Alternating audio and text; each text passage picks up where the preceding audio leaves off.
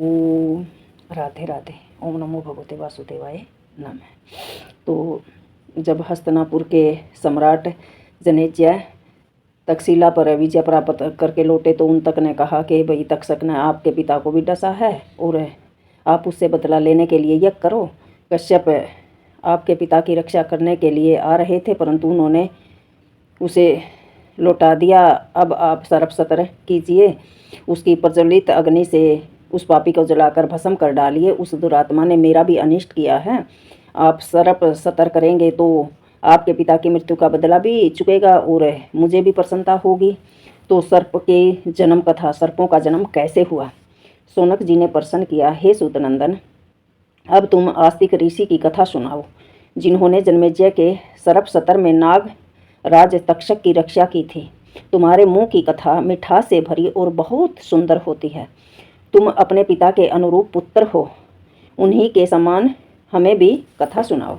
गर्सरावा जी ने कहा, आयुष्मान, मैंने अपने पिता के मुंह से आस्तिक की कथा सुनी है, वही आप लोगों को मैं सुनाता हूँ।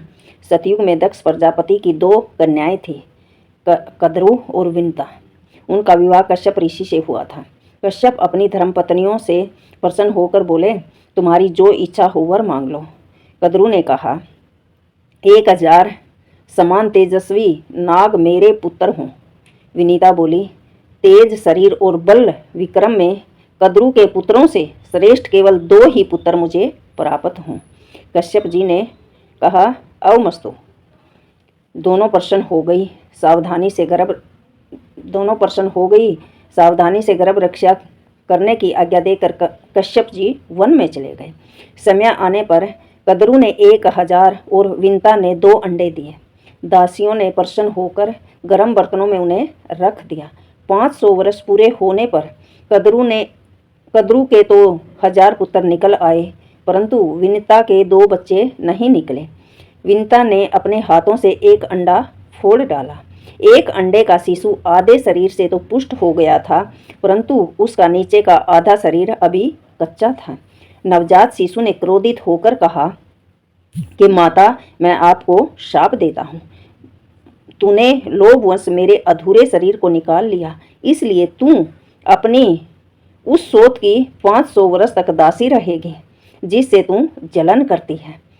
यदि मेरी तरह तूने दूसरे अंडे को भी फोड़कर उसको अंगहीन न किया तो वही तुझे इस शाप से मुक्त करेगा। यदि तेरी ऐसी इच्छा है कि जो बच्चा कच्चा शरीर से निकला था, उसने कहा कि मैं तुझे शाप देता हूँ, तूने मुझे आधे शरीर से बाहर निकाल दिया, अगर तू उस दूसरे अंडे को भी फोड़ेगी, उसे भी बाहर निकालेगी तो वो तुझे शाप से मुक्त करेगा, उसको पूरा होने दे। तो मेरा दूसरा बालक बलवान हो तो धैर्य के साथ 500 वर्ष तक प्रतीक्षा कर माँ। इस प्रकार शाप देकर वह बालक आकाश में उड़ गया और सूर्य का सारथी बन गया। प्राचीन काल में जो लालिमा सूर्य में होती है वही उस बच्चे की झलक है। उसका नाम अरुण हुआ। एक बार कद्रू और विनीता दोनों बहनें एक साथ घूम रही थी। उन्हें पास ही उच्चश्रवा नामक घोड़ा दिखाई दिया। यह उच्च अश्व रतन अमृत मंथन के समय उत्पन्न हुआ था और समस्त अश्वों में श्रेष्ठ, बलवान, विजयी, सुंदर, अजर, दिव्य एवं सब शुभ लक्षणों से युक्त था।